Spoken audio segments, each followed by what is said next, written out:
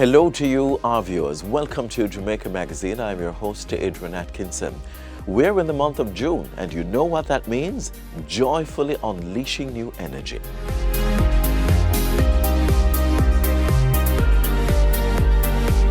This conveys a sense of positivity, renewal, and motivation. Perfect for the start of summer or a fresh chapter. Remember this throughout the next half hour.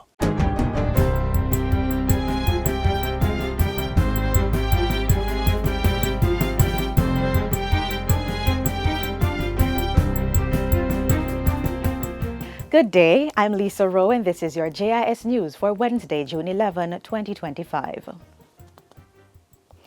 Government has identified lands for lease to purchase and is moving forward with plans to construct a new Kingston Public Hospital, KPH.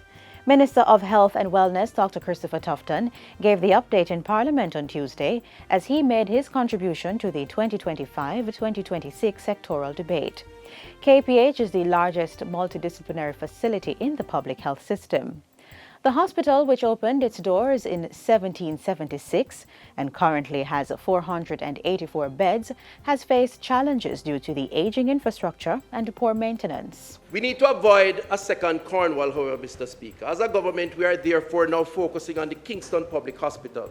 A land use survey report was prepared on the properties around KPH, inclusive of the 35 parcels identified, and the National Land Agency is coordinating the compulsory acquisition of the required lands. In other health news, a new administrative building is now serving staff and patients at the St. Anne Health Department. It was constructed at a cost of $383 million and officially opened on Friday by Minister of Health and Wellness, Dr. Christopher Tufton. The 10,160 square foot facility was funded by the Ministry and the National Health Fund NHF, which contributed $100 million to the initiative. The building features air conditioning systems, a standby generator for uninterrupted operations, and modern workspace amenities designed to house administrative staff and healthcare specialists. You can't have nice health centers only catering to patients and the support team feeling as if they are being left behind. That's not holistic development. And so what we have done on these grounds is to show that as pretty as this facility is, it will then hopefully translate to more productivity, more output, better service, and a staff that is comfortable and vested in providing the best quality healthcare and healthcare support. Minister Tufton also officially opened the 6,277 square foot Regional Health Facilities Maintenance Unit on the grounds of the St. Anne's Bay Regional Hospital. It was fully funded by the Northeast Regional Health Authority, NERA, at a cost of $98 million. The facility provides centralized maintenance and repair services for biomedical equipment throughout the region. More than 38,000 residents in sections of Old Harbour can breathe a sigh of relief this hurricane season as government completes work on the Myton Gully Drainage Improvement Project. The project was completed a year ago and officially handed over on Tuesday by Prime Minister Dr. Andrew Holness. The project was initiated to safeguard citizens and their homes in the flood-prone areas of Big Pond, Myton Gully, and adjoining communities in Old Harbour. We saw a situation where whenever we would have hurricane season, heavy rainfall, the water in some areas, the engineers will tell us 2.5 meters. I will tell you that is almost 10 feet high after the rainfall. Persons were marooned, persons were trapped, right? And the water could take as long as 6 weeks to subside. The Jamaica Social Investment Fund, JSIF, executed the work under the Disaster Vulnerability Reduction Project with support from the World Bank. It was completed at a cost of $245 million and involved replacing the previous single-cell culvert with a three-cell culvert in addition to refurbishment of the earth drains. This has resulted in better accommodation for water and waste to run through without causing blockage. Prime Minister Holness says the drainage project is one that should make us think about how we go about developing communities. It's not just about building my house and me feeling comfortable in my house. or building a road for me to feel comfortable to drive on. Or taking the decision that, I can't find land anywhere else, and therefore I'm going to build on the gully bank. We all have to start to think about how we protect the environment, not just for our personal convenience, but how do we protect the environment for the benefit of the community, but more than that, for the benefit of generations yet to come. 6 families in Trelawney are now enjoying the comfort of their new homes, courtesy of government's new social housing program, NSHP. Prime Minister Dr. Andrew Holness handed over the houses last week. The recipients include Evelyn Thompson of Brampton, a pensioner who is taking care of her adult disabled son. Patricia Rowe of Cotton Tree and Evelyn Clark of Warsop are singing praises for their brand new homes, a welcomed change from the shacks in which they were previously living.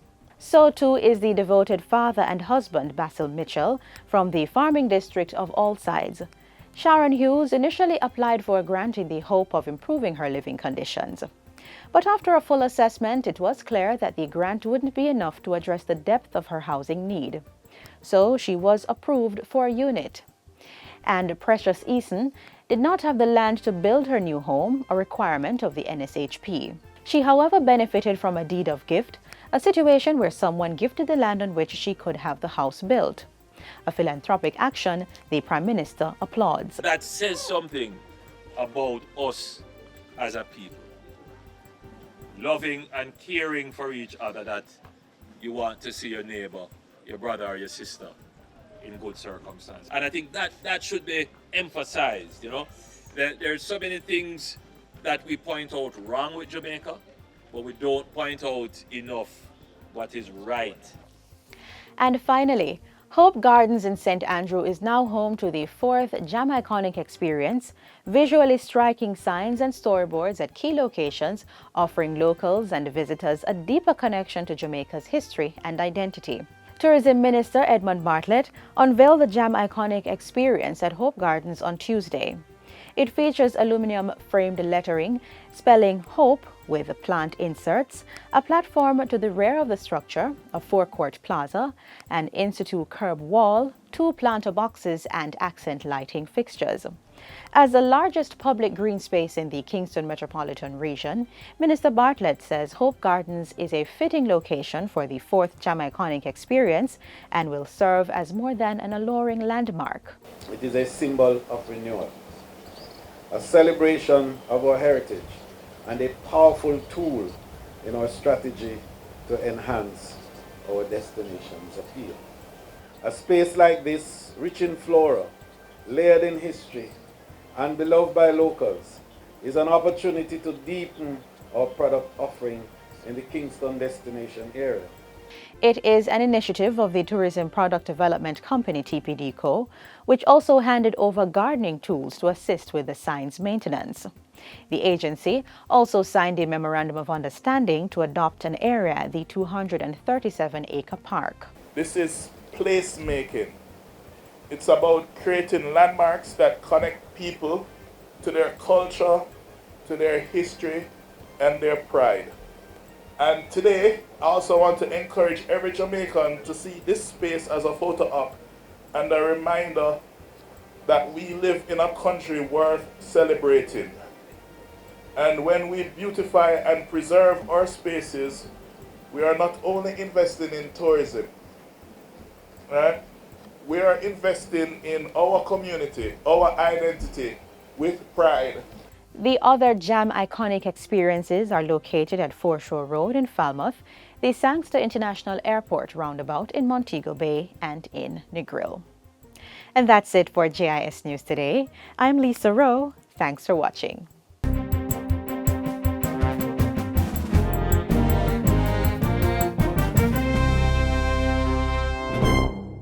Did you know that the Institute of Jamaica oversees several organizations dedicated to Jamaica's history, science, art, and literature? Now you do. When you get the chance, visit the museums and galleries to learn more. But for now, watch this.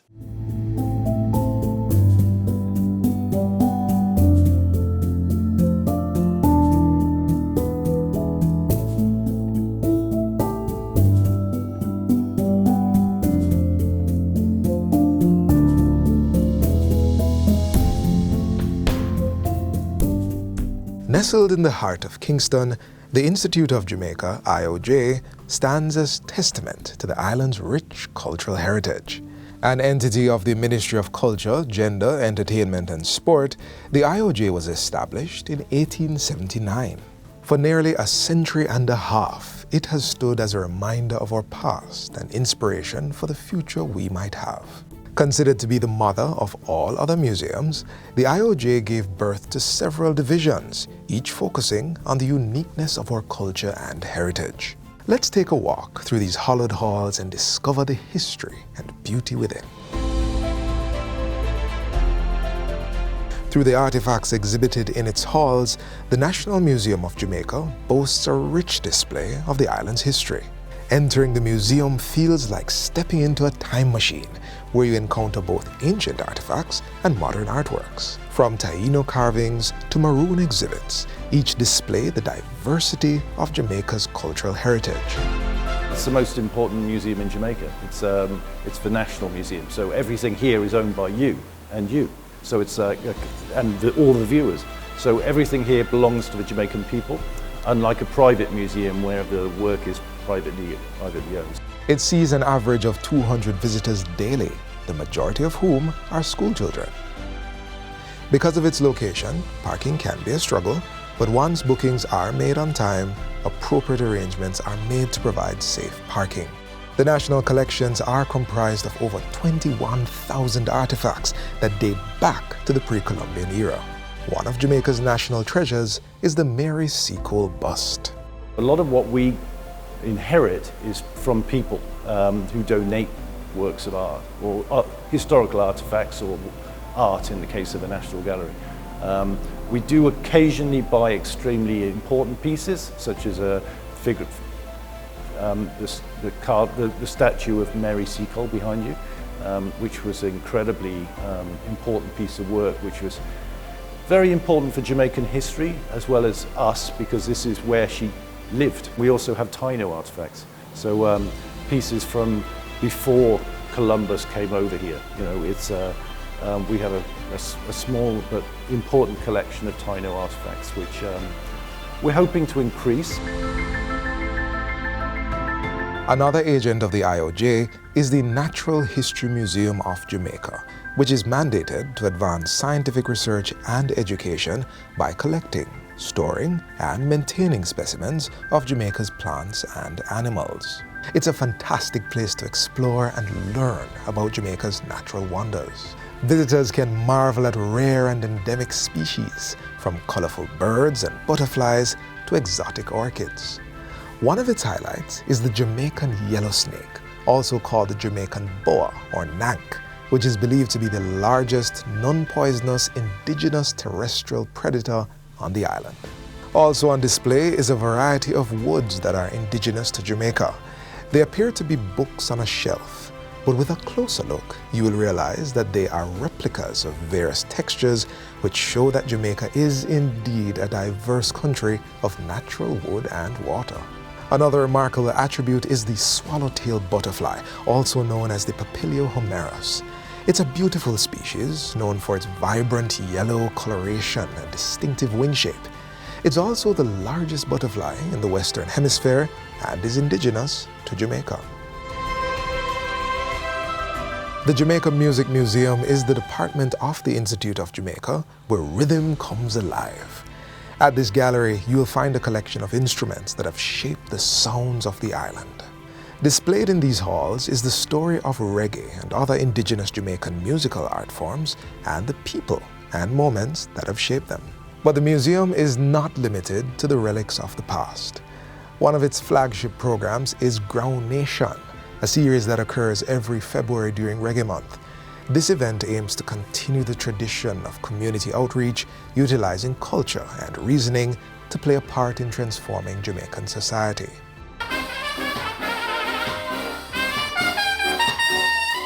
Art lovers, step into the National Gallery, home to a beautiful collection of centuries of creations reflecting Jamaica's beauty, pride, and talent. Officially established on November 14, 1974, it is the largest and oldest public art gallery in the English-speaking Caribbean. It features a wide range of art forms, including paintings, sculptures, drawings, prints, and photographs. Each piece represents a range of styles, periods, and movements from around the world. From Renaissance masterpieces to contemporary pieces, there's something to tantalize everyone's taste buds. As we make our way through the IOJ, the tour cannot be complete without a visit to the African Caribbean Institute of Jamaica and Jamaica Memory Bank. With a dynamic history dating as far back as the 1970s, the focus is on celebrating the connections between Jamaica, Africa, and the wider Caribbean diaspora. It is a storehouse of Jamaica's memories, as seen through exhibitions, lectures, and cultural events. Reflecting a symbol of freedom and resilience is Liberty Hall. Located at 76 Upper King Street, it serves as a tribute to the legacy of Marcus Garvey, one of Jamaica's national heroes whose Pan-African ideals resonate throughout time. With its treasure trove of artifacts, documents, and multimedia displays, it offers an immersive experience into Jamaica's profound impact on the global stage. It was the meeting place of the Universal Negro Improvement Association, UNIA, which Garvey founded. Finally, there's the Programs Coordination Division of the IOJ, comprised of the Junior Center and the Simon Bolivar Cultural Center. These offer a range of hands-on activities, workshops, and educational content for adults and children. The Simon Bolivar Cultural Center was established to maintain and strengthen the relationship between the Caribbean and Latin America and re-establish Parade as the cultural district of downtown Kingston. Simon Bolivar was a Venezuelan known as the Liberator for helping to liberate Venezuela, Colombia, Panama, Ecuador, Peru, and Bolivia from Spain. He was exiled to Jamaica in 1815, where he wrote the famous Jamaican letter, a copy of which is on display. Both centers offer several education programs and activities, including Spanish and creative arts for adults and children. As we conclude our journey through the Institute of Jamaica and its departments, we're reminded of its commitment to preserve and promote Jamaican culture and heritage for generations to come. Whether you're a local resident or visitor from afar, the IOJ invites you to immerse yourself in the beauty and diversity of Jamaica's rich cultural landscape. All of IOJ's museums are open to the public, including for schools and other tour groups from Monday to Friday, 9 a.m. to 4 p.m. Jamaican children pay $100, adults $600. Tertiary students with IDs pay $300 and those without $600. International students are charged $5, while international adults pay $10. We're not here to make money so much. We're here to educate and help people, come to terms with their own histories, then community history, individual history, family history, national history, international history. So that's what we're here to try and create citizen historians.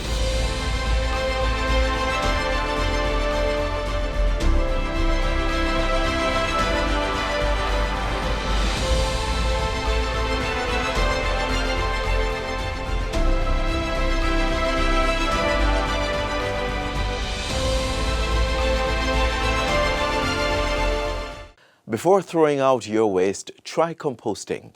It's an easy way to reduce garbage and create rich soil for plants. Compost is one of the richest form of soil nutrient.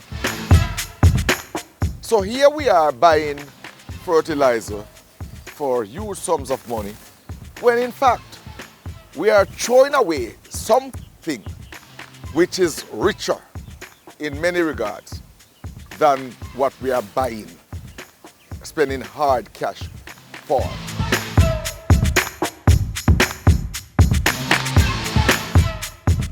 We, from time to time, do what we call garbage characterization survey.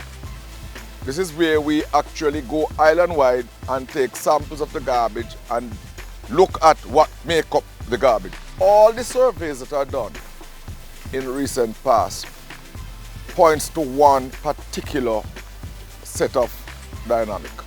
The compostables are always the highest. 67% in some survey, 65% in some. We eat vegetables. We do ground provisions, the peelings from those. We use cardboards, newspapers, lots of stuff that can be broken down and can be put to good use. With such a high percentage of the solid waste being compostable, we are therefore forced to look at how we're going to manage in the best way possible, in the most efficient way possible, that high percentage of the garbage. Composting is a rich form of soil that is broken down by microorganisms to become either fertilizer or soil. Now we're going to do a demonstration to show you how we can do it. First, if we're starting, this is our kitchen waste. So if you're starting a compost bin at home, you need to get your kitchen peel, your banana, your lettuce, your cabbage, your tomatoes, and you cut them in finer particles. It will make it break down much faster. In order for the microorganism to work effectively, you need moisture, you need air, and you need heat. You can use a hand shovel or your hands. Too much moisture will allow the stuff to rot and it won't decompose. And if it is too dry, the microorganisms won't be able to work effectively. So you need to get a right mixture. If you squeeze it with a fist, you shouldn't have any water running out of it. If it's dripping, it is okay. If it is running out of it, that means you have too much water. So now this is our compost. If you keep this moisture in your compost, it will give you a maturity rate of 3.5 months. And you'll get this final product, which is this right here. Compost, what it does, the longer it stays into the ground, is the richer it becomes.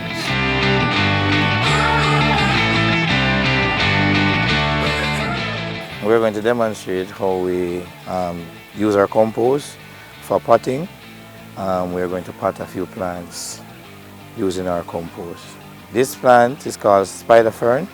It is an indoor plant that does like a fair amount of water. It likes a light mixture. The composting can be used for indoor and outdoor plants. This plant is called a bougainvillea. It is an outdoor plant. It likes a lot of sunlight. It blooms a lot, and it likes dry areas. The compost is offer drainage. It doesn't keep the water too long. This is now 6 weeks old, and this is 3 weeks after being planted as a seedling using our compost. And this bougainvillea is 6 weeks after being planted by our compost, and they're just blooming, blooming, blooming. This is a mature spider fern that we use for our rentals, and this is about 2.5 months old. The other benefit is that we at the NSWMA, we would need less trucks. Now, right now, our biggest problem is trucks to remove garbage. Can you imagine if we could take out the 67%, which we could convert at source? What that would do to our national budget? Gas oil, repairs of trucks, labor to work on the trucks. Just look at it. It is huge savings that could come. Exponential is about getting a behavioral change at source that will see significant reduction in solid waste. We want to see this reduction and to see it in a very tangible way. And we believe that composting provides that excellent opportunity.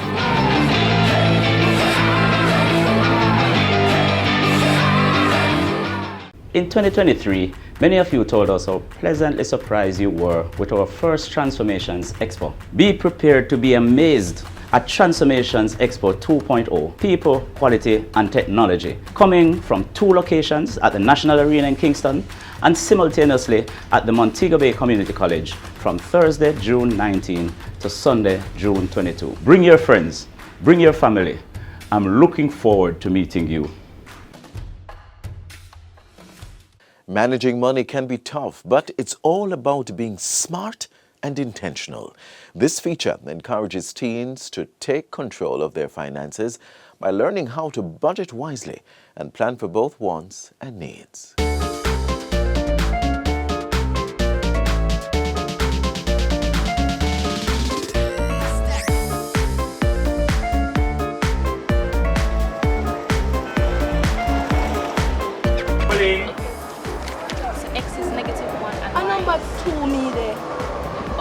You get that?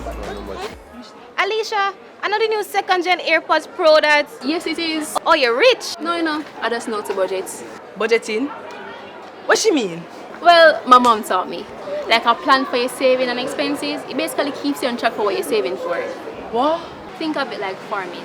You plant the seed today, and in a few months or even years, you reap the rewards. Alright. But oh yeah, budget? And you no work and you not pay bills? Well, I use my lunch money, and my parents even give me a little pocket money. Budgeting works, because I started saving for my AirPods in January, and I bought it in March. Every mickle, make a muckle. Girl, you? Uncle that? Yes, girl. This is how you start. First, you track your income. These are all the money you get. Then, you list your expenses. These are the things you spend the money on, like food, snack, or lunch, or even our taxi and bus fare. Then, you differentiate between your wants and your needs. Needs are the essentials, and wants are things like games or the latest fashion. Well, it look like me I spend more money on wants than needs. Well, you can fix that. First, you find a spending limit, and that is, don't go overboard. Then, you don't pass $1,000 for the week. Well, me, I go start budget for my birthday trip on the grill. And me, I go budget for the 15 Pro Max. You'll be saving for the rest of your life. Well, guys, your goals have to be realistic, so don't pass the money that you don't have. Alright, I guess I can settle for the 11. So budgeting aside, Alicia, what I listen to? Jerusalem. Hey, So remember, budget for your dreams, plan today, thrive tomorrow.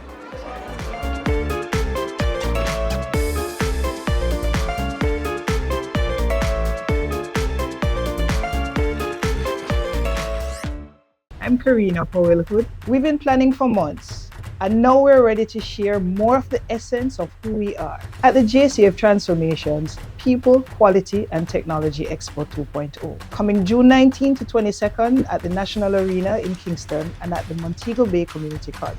Come, see, experience what you've been hearing about your transforming police force.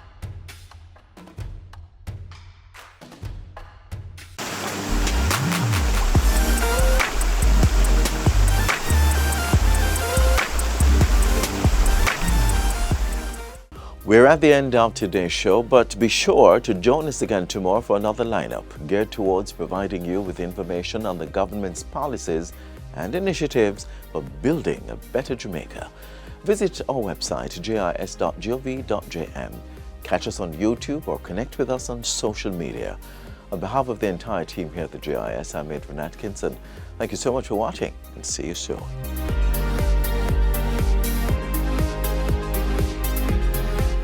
This has been a production of the Jamaica Information Service, the voice of Jamaica.